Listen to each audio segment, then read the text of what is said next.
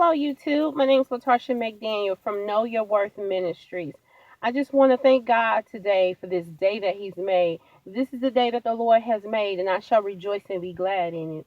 I'm coming to you to do this video on narcissistic behaviors and relationships. The topic of this video today is when what the narcissist says and does not match. What they say and what they do does not match. The two doesn't go together. When they say one thing and do another thing, when things seem off balance. So today I'm talking about when the narcissist does not make sense. What they say and what they do does not match. And I'll be coming from personal experience, things that I've gone through in my narcissistic relationship. You may have experienced something similar, maybe not exactly what I experienced, but something almost similar to what I experienced. And just because you didn't experience exactly what I experienced doesn't mean that you're not dating a narcissist or that you even are dating a narcissist. I believe that with all the videos out there and literature and information out there and the research you can do, if you are dating someone and they meet several of the different criteria for being a narcissist, well, then you probably are dating a narcissist.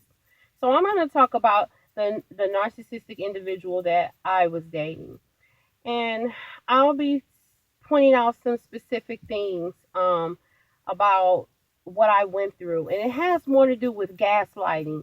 Gaslighting is when they try to play mind games with you and make you crazy, make you think, second guess yourself, like what you see before you is not real when you know you're looking at something. It's almost as like, you're looking at something that says is red and they say it's black, and you looking at it and you definitely know it's red, but they are going to say it's black.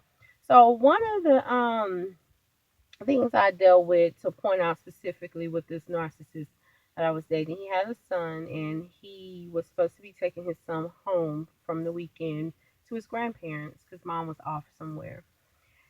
And I think maybe like an hour later, I called him and said, "Hey, what's going on? When are you gonna be back? And he's like, "Oh, I'll be back pretty soon." And I was like, "Okay." And I was like, "So what are you up to?" And he's like, "Well, I just pulled up to Walmart."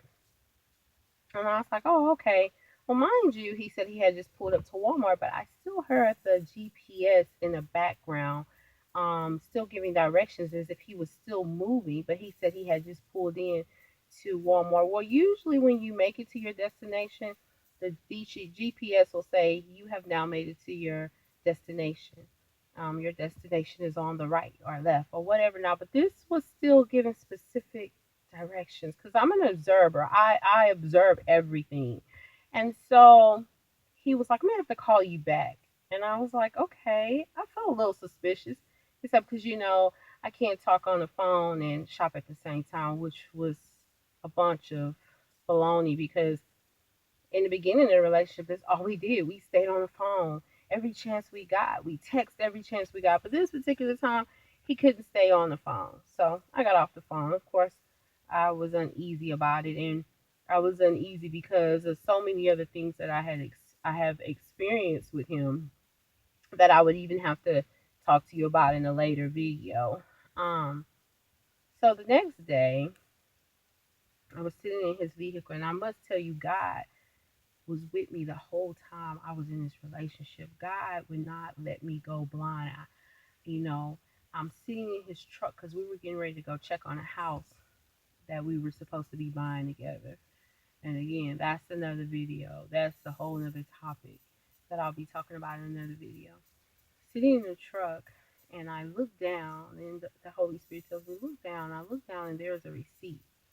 And the receipt says Walmart in Missouri City.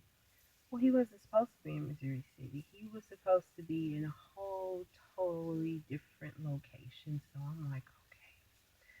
And on that receipt, it had Sutter's Home, wine, and Dentine gum and scope. So I was calm. He got back in the truck, and I said, um, what were you doing in Missouri City? And he's like, I wasn't in Missouri City. I was like, are you sure? And he's like, yeah, I wasn't in Missouri City. I said, well, what Walmart did you go to? Did you go to Walmart in Missouri City? No, I didn't go to Walmart in Missouri City. I said, well, what did you buy when you went to Walmart? He's like, why are you asking me all these questions? I was like, I just want to know. And he said, well, I bought Dentyne Gum and Scope. And I said, you didn't buy Sutter's Home wine? No. And I'm like, well, according to the information that I have, you bought Dentyne Gum, Scope, and Sutter's Home wine. And he's like, no, I didn't. I just bought Dentyne Gum and Scope. Now, guys, I'm looking at a receipt that says Sutter's Home wine, gum, and Scope. Now, he went to a Walmart, but not the one in Missouri City. And he bought Dentyne Gum and Scope, but he didn't buy Sutter's Home. Okay, do you see why this could be confusing? If you allow it to be confusing, because the evidence is there. So I'm like, okay. So I was like, well, this receipt says something totally different. He was like, you always jump into conclusions. He gets angry. You always jump into conclusions. You always assuming things and you don't even know what you're talking about. How you don't know that I was standing outside of a Walmart and the receipt flew in and stuck to a plastic bag that I had and I put the bag in my truck and then noticed the receipt and just put it in the middle of my truck. Really? Okay.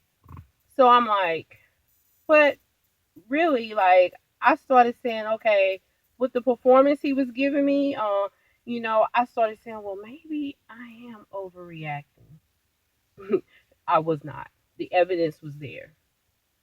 He was busted, and I was getting hotter. You know, when you were a kid and you played hide and go seek, and one person would say, "You're getting hotter." When you get close, and you're getting cold. If you got far away from the person that was high, you're getting hotter. Well, I was getting really hot, and I was exposing his secrets, and he did not like it.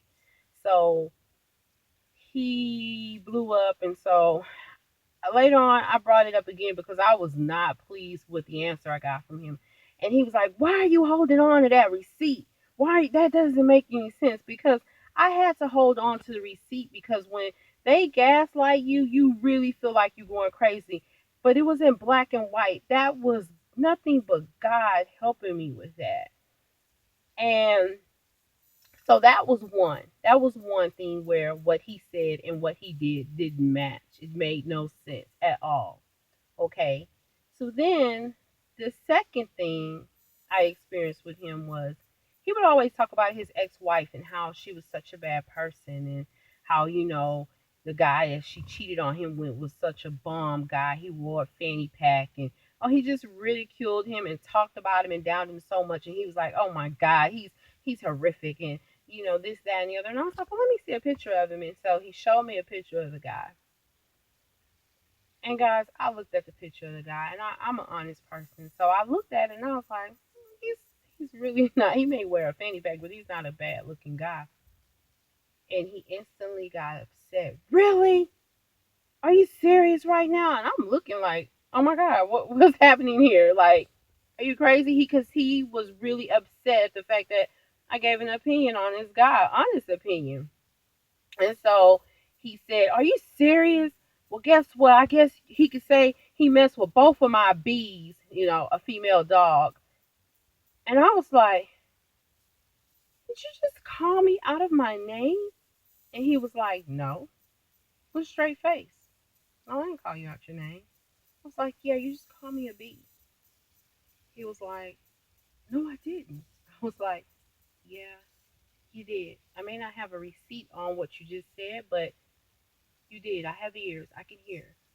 So that is enough. That's example number two of what he says and what he doesn't match, or even what he says, he will not even own up to what it is that he actually said. So people, it's that is a part of gaslighting, and if you allow it, it will run you crazy. It will drive you crazy because you're always trying to figure it out. Am I wrong? Am I wrong? Even now that I'm out of the relationship, because how much of a nice guy he was, how charismatic he was, how caring he was, and in my knight in shining armor, I'm sometimes I still say, was I overreacting? But no, let me tell you, It's only because of the grace of God, because I have the indwelling of the Holy Spirit, and the Holy Spirit led me to this situation that I was dating a narcissist, and I thank God for that. So until we meet again, guys, that's all I have for this topic. Until we meet again, you be blessed. You love on God. You seek God. If you're still in a relationship, seek God about it. Get out of the relationship and love yourself. You have to love yourself. Until then, YouTube, you take care. Bye.